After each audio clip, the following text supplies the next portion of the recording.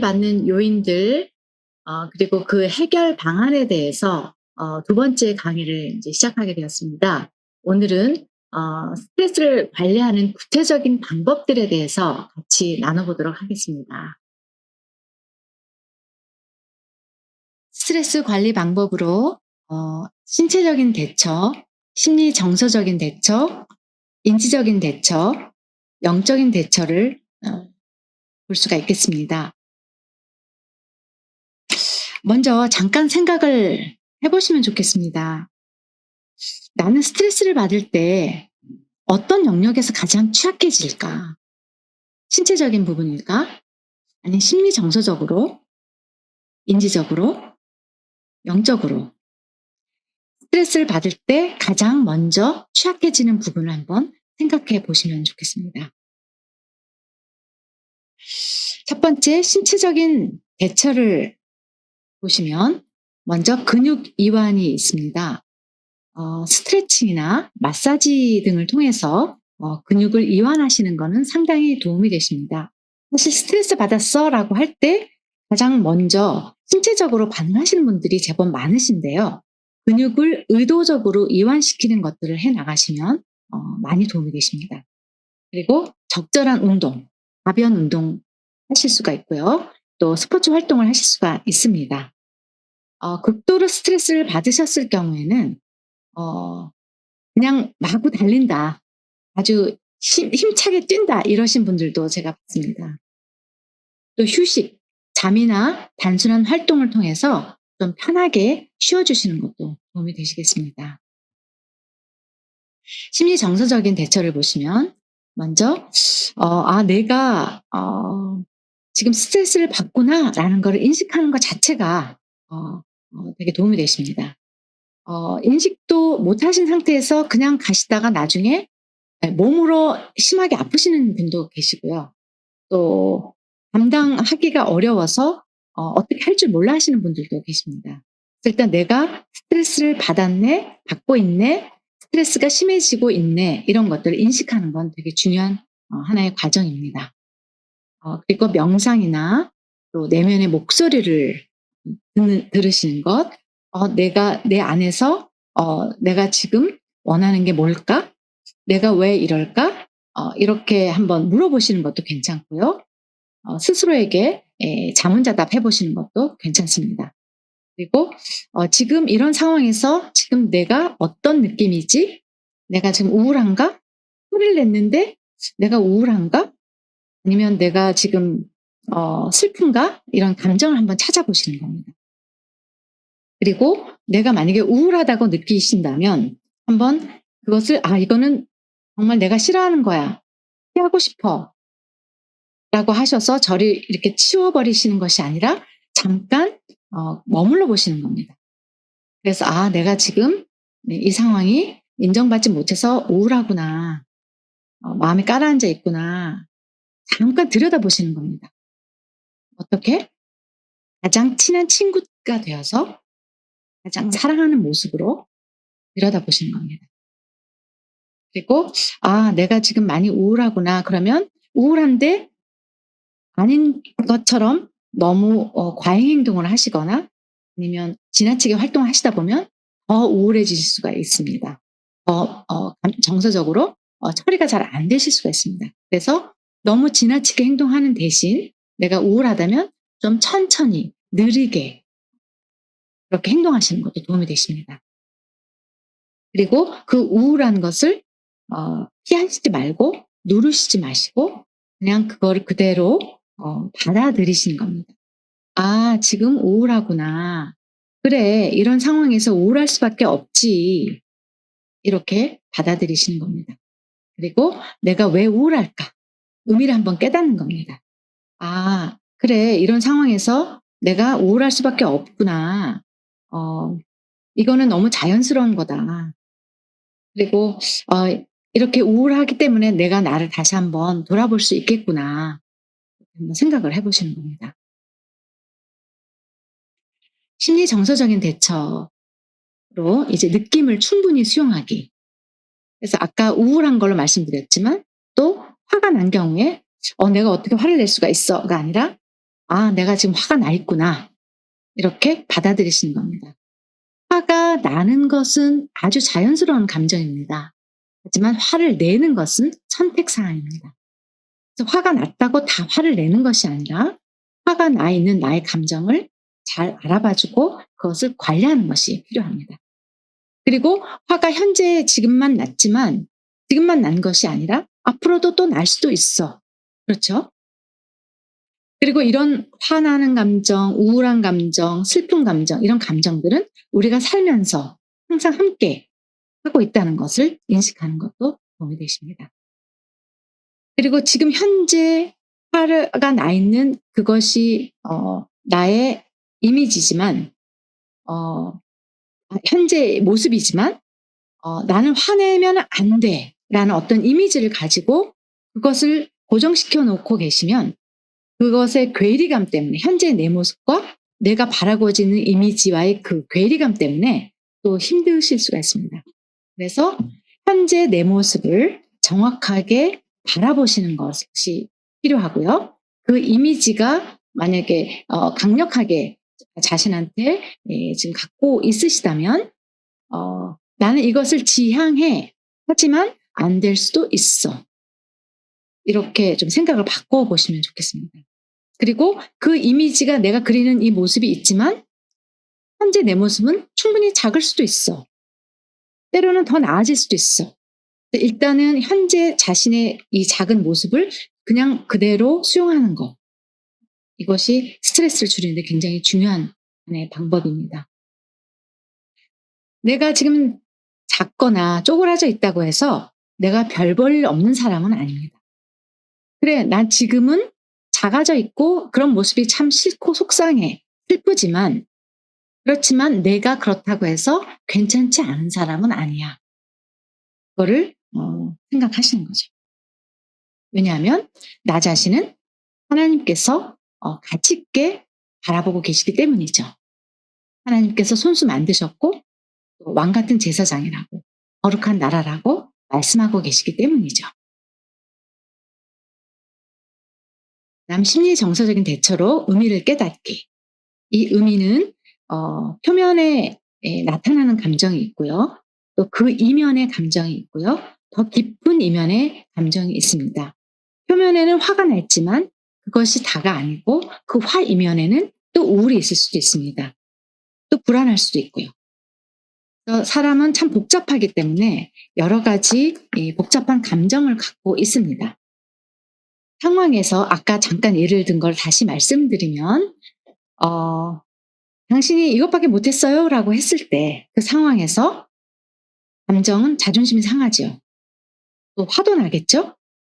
또 내가 그렇게 인정받지 못한다는 거에 대해서 또 우울해질 수도 있겠죠. 거기에 대한 기대가 어떤 것이 있을까요? 분명히 기대가 있습니다.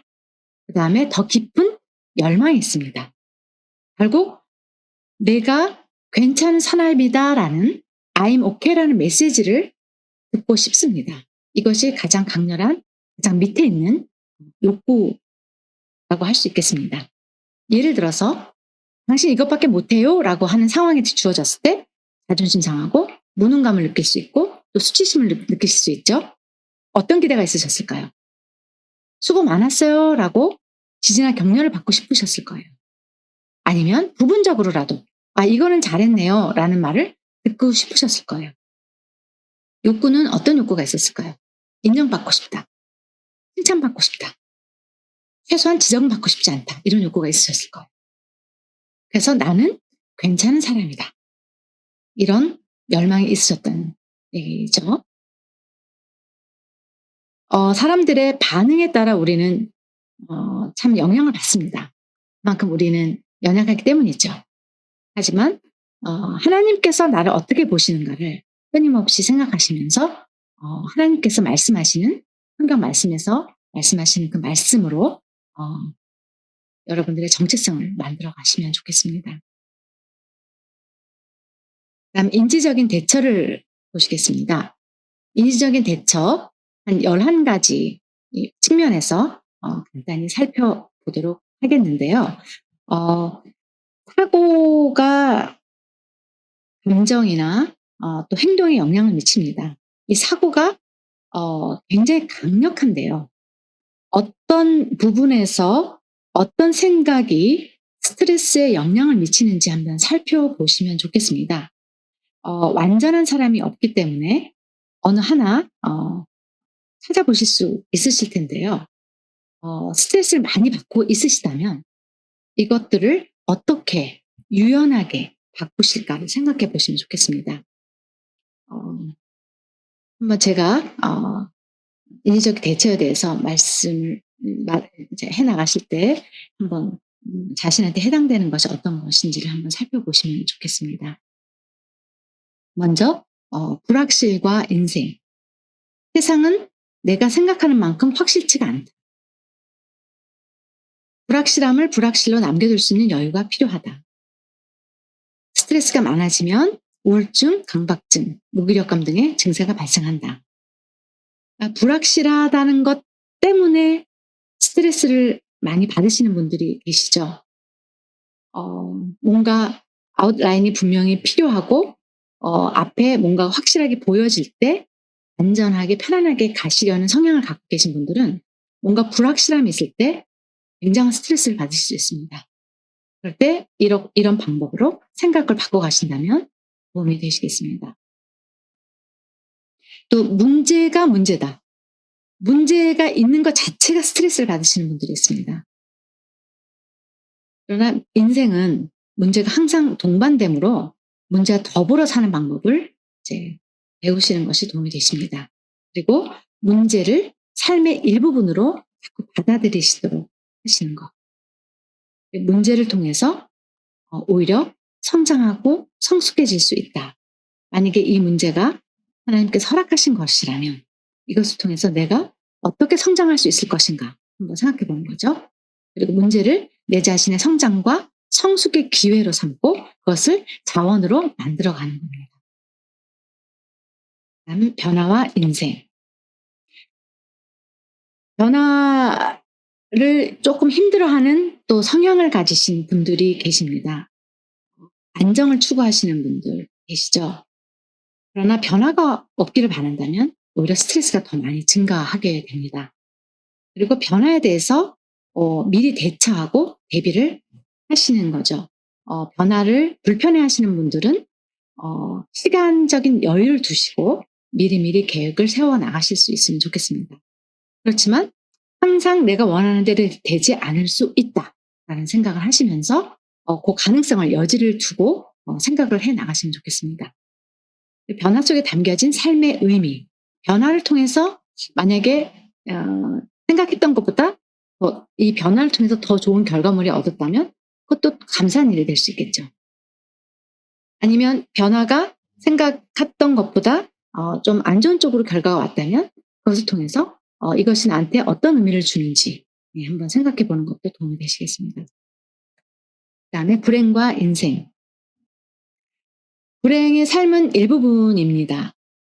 전부가 아니라는 거죠.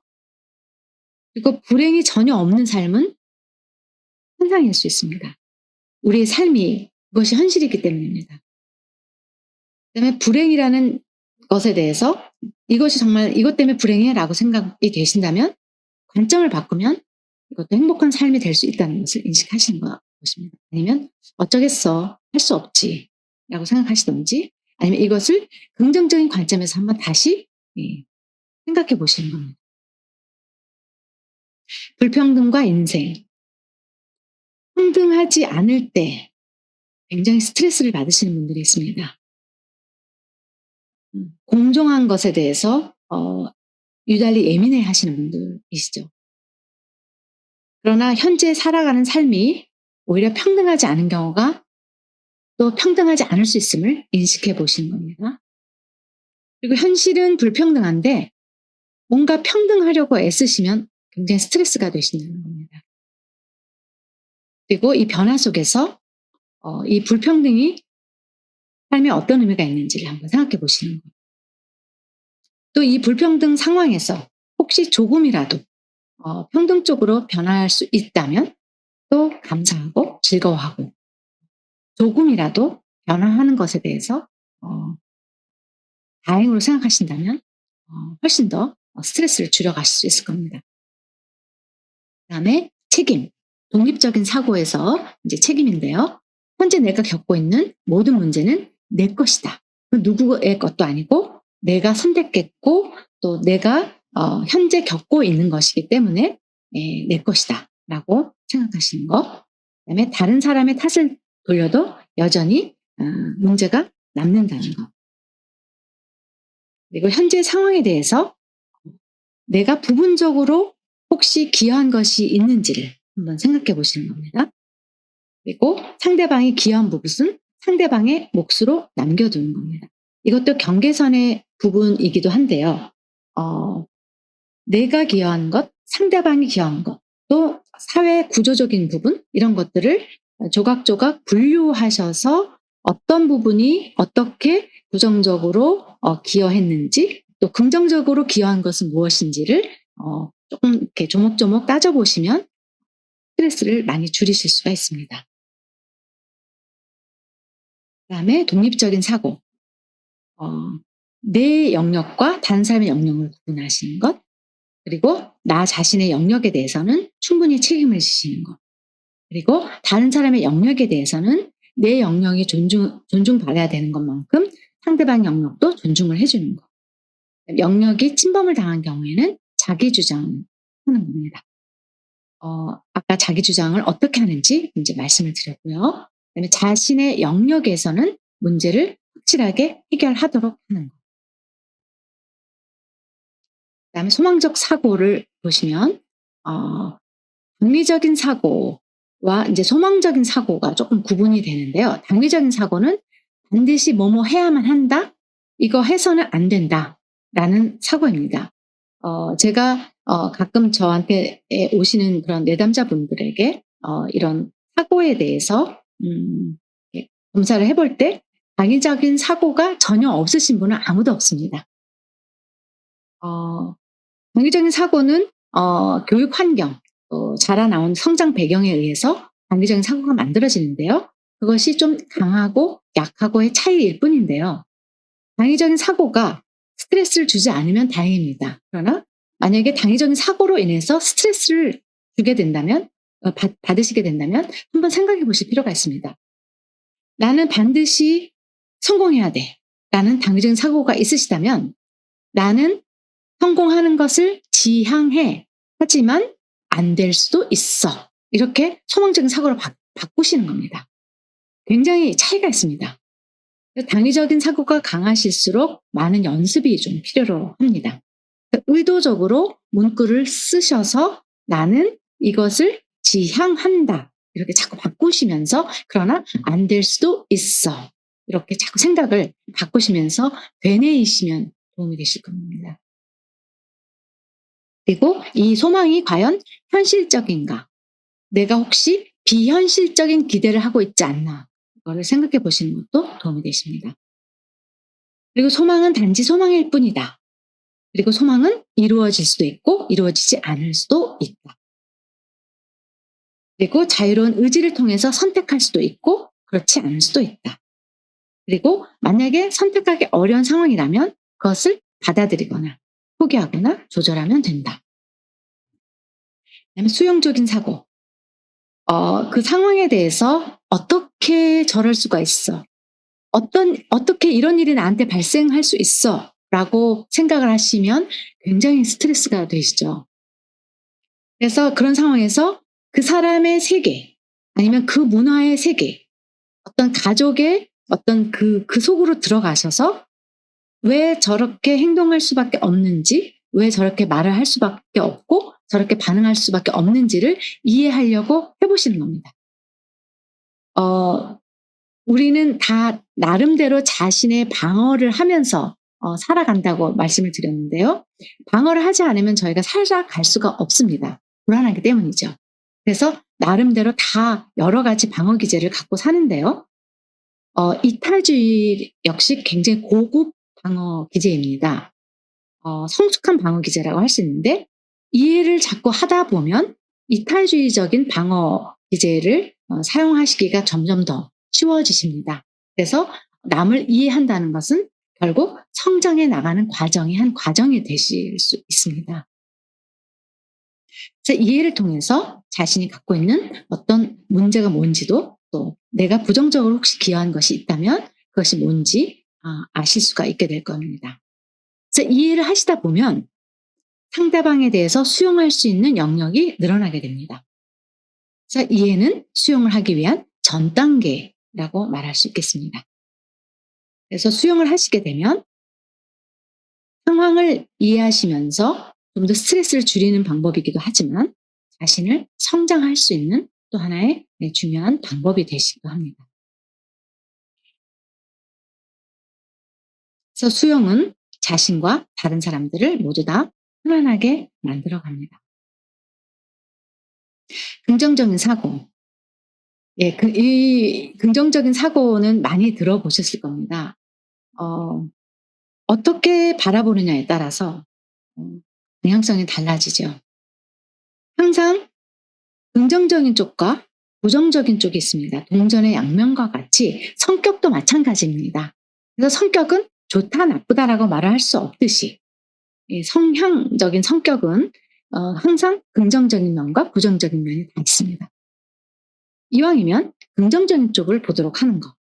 그리고 문제가 발생이 되면 그 문제만 보는 것이 아니라 전체를 바라보려고 하실 때 좀 더 긍정적인, 좀 더 해결 가능한 쪽으로 좀 나아가실 수 있게 되실 것입니다.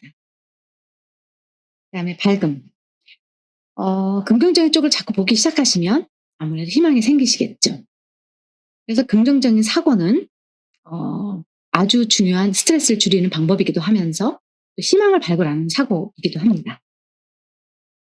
희망은 항상 존재하지만 단지 희망을 잘 안 보려고 할 뿐입니다.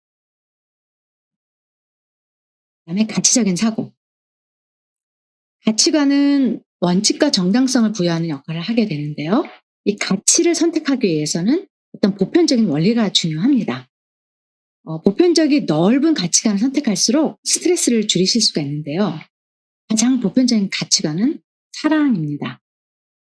이것은 문화나 종교, 또 시대, 집단, 조직을 초월하는 아주 초월적인 가치관이기도 하죠. 사랑은 사람들을 또 안정되게 만들기도 하고요. 또 기쁘게도 만듭니다. 이 사랑은 인간이 인간되게 만드는 아주 중요한 가치관이기도 합니다. 그래서 고린도전서 13장을 묵상하시면서 사랑에 대해서 또 연습해 보시고 또 훈련해 나가시면 많이 도움이 되실 것입니다. 저는 그렇게 생각이 됩니다. 사랑은 죽을 때까지 계속 연습해 나가는, 그러면서 성장해 나가는 과정이라고 생각이 됩니다. 그러면서 우리가 예수님을 더욱 닮아갈 수 있게 될 거라고 생각이 됩니다. 그다음 가치적인 사고. 어 사랑의 관점에서 문제를 해결하기 위해서 노력을 하시면서 스트레스를 줄이는 궁극적인 목적은 결국은 나를 사랑하는 그런 행위하고 연관이 됩니다. 이 과정에서 사랑의 헌신은 자신과 다른 사람을 다 얻게 됩니다. 나를 사랑할 때 그 기반을 가지고 다른 사람을 사랑할 수 있게 됩니다. 나를 사랑함으로써 그 힘을 가지고 이웃을 계속 사랑하게 되는데, 그런 면에서 중요한 동력으로서 이 사랑을 계속 자신의 자원으로서 만들어가는 것은 굉장히 중요한 것입니다. 발달적인 사고로서 점진성. 스트레스를 해결해 나가는 데 있어서 또 중요한 하나의 사고로서 이 발달적인 사고 참 필요하다고 생각이 됩니다. 문제가 당장 해결되기를 원하지만 문제가 참 많은 부분이 한꺼번에 갑자기 해결되지는 않는다는 거죠. 그리고 갑자기 한꺼번에 뭔가를 해결하려고 시도할 때 더 많은 문제들이 발생이 되는 것을 발견하실 수 있으셨을 겁니다. 그리고 스트레스는 사람과 관계가 밀접합니다. 그런데 사람이 생각만큼 쉽게 변하지 않는다는 거죠. 그래서 잘 변하지 않는다는 것을 인식하는 것.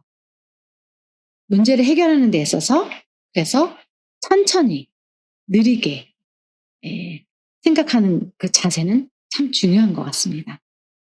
그래서 현실적으로 내가 이 시점에서 해결할 수 있는 것부터 조금씩 해결해 나가도록 하는 것. 네. 그래서 뭔가 마음이 급해지고 스트레스가 올라오고 하실 때 일단은 템포를 한 박자 늦추는 거를 자꾸 연습을 해보시면 되겠습니다. 그다음에 확장. 발달적인 이런 사고는 자신의 범주를 좀 더 확장해 나갈 수 있는 것이 됩니다. 그래서 문제를 해결해 나가기 위해서는 현재의 나보다 조금 더 나를 키워나갈 때 좀 더 대처를 더 잘할 수가 있게 됩니다. 현재 문제를 사실 해결했다 하더라도 나중에 또 문제가 전혀 없을 거라는 보장은 없습니다. 그래서 내 자신이 점점 더 확장되어져 갈 때 문제가 근본적으로 또 해결되어지는 것을 보실 수 있게 됩니다.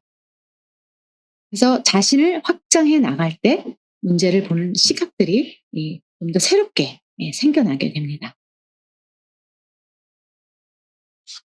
그다음 행동적인 대처, 주의를 환기하기, 자신을 돌아보기, 자신의 장점을 개발하기, 자신을 자원화하기, 또 소망을 충족하기를 살펴보도록 하겠습니다. 행동적인 대처에서 먼저 주의를 환기하기. 환경을 바꾸실 수가 있습니다. 환경이 너무 익숙해진 환경이나 또 그런 경우에 좀 답답하게 여겨질 수도 있고 뭔가 유연하게 사고하기가 쉽지 않을 수도 있습니다. 그럴 때 좀 환경을 새롭게 바꾸시는 것도 도움이 되실 수가 있습니다. 그다음에 놀기, 운동이나 어떤 활동을 통해서 노실 수가 있고요. 평소에 하고 싶었던 것들을 바쁘다고 이제 미뤄 놓으셨던 것들을 한번 해보시는 겁니다. 그리고 영화를 보시거나 또 사람들과 어울리시거나 하면서 노시는 방법, 그리고 즐거움을 만끽하는 방법. 의외로 즐거움을 누리시는 거를 잘 모르거나 못하시는 경우가 많이 있는 것을 제가 보게 됩니다. 그래서 어떻게 하면 재밌게 즐겁게 놀까, 즐길까를 한번 생각해 보셔서 한두 개 정도를 만들어 놓으시면 좋을 것 같습니다. 그다음에 자신을 돌아보기. 먼저 스트레스를 많이 받으셨을 때 그냥 쉬어 주십시오. 쉬면 마음의 여유가 생기십니다. 그래서 좀 더 생각하는데도 유연하게 자신을 돌아보실 수가 있기 때문에 일단 쉬십시오.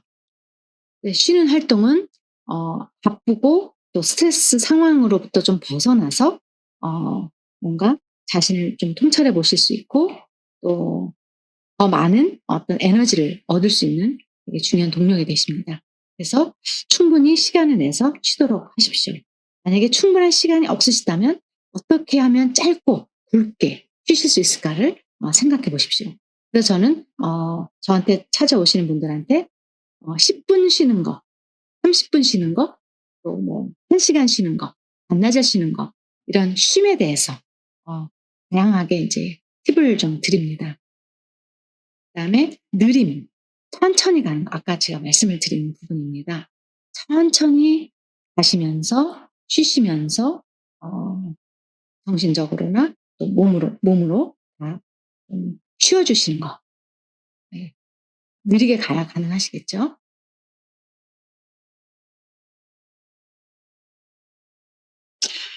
그리고 자신을 돌아보기. 규칙적인 활동이 있습니다. 질서를 통해서 자신을 좀 쉬도록 하십니다. 스트레스 상황이 되면 오히려 더 어떻게 무엇을 해야 될지 잘 모르실 수가 있는데 그러실수록 하시던 것들을 루틴을 잘 따라가시는 것도 도움이 되실 수가 있습니다. 루틴이 무너지기 시작하면 마음이 더 힘들어지실 수가 있기 때문입니다. 그래서 하시던 일을 계속 하시는 것도 도움이 되실 수 있습니다. 그래서 이런 규칙적으로 식사하시고 규칙적으로 주무시고 스트레스를 받으시는 경우에 밥도 안 드시고 잠도 잘 못 주무시고 하시는 분들이 있는데 의도적으로 기본적인 이런 드시는 것과 주무시는 것을 조금 더 신경을 쓰시면 좋겠습니다. 그다음에 자신의 장점을 개발하기. 어 자신이 잘할 수 있는 것들을 한번 찾아보시고 또 안 해 봤지만 '한번 이거 해 볼까?'라고 해서 새로운 것들을 한번 어 개발해 보시는 것도 도움이 되십니다. 어 현재 할 수 있는 것, 작은 것부터 시작을 해 보십시오. 그리고 혹시 계속해서 반복되어져 왔던 좀 취약한 부분이 있다면 취약한 부분은 조금씩 보완해 나가시는 것도 도움이 되실 수 있습니다. 그리고 이런 것들을 너무 한 번에 완전히 극복하려고 하시지 말고 조금씩 천천히 보완을 해 나가시면 좋겠습니다. 그다음에 자신을 자원화하기. 내가 가진 것들이 무엇이 있는지 한번 찾고 탐험을 해 보시는 겁니다. 아까 안 해 보셨던 거를 해 보시라고 말씀을 드렸는데 어 처음엔 관심이 없으셨지만 여러 가지 살펴보시면서 호기심을 가지고 해 보시면 도움이 되실 수가 있습니다. 그리고 이미 잘 하셨 해 오셨던 거 그런 것들을 스트레스에 어떻게 하면 또 도움이 되실까를 한번 활용해 보시는 것도 쉽게 하실 수 있는 부분입니다. 그래서 평소에 뭐 운동을 잘하셨다, 테니스를 잘하셨다면 뭐 테니스를 다시 한번 쳐 보시는 거 그렇게 일상에서 하시면서도 이미 갖고 계신 것들을 활용해 보시는 방법도 있으십니다. 그리고 예민함 이 예민함은 어 긍정적인 면에서의 예민함입니다. 민감성을 가지고 관계에 있어서 어 조율을 하시거나 또 스트레스에 대해서 민감하게 반응하시면서 살펴보신다면 그것이 또 대처하는 데 있어서 도움을 주실 수가 있습니다. 그다음 소망을 충족하기.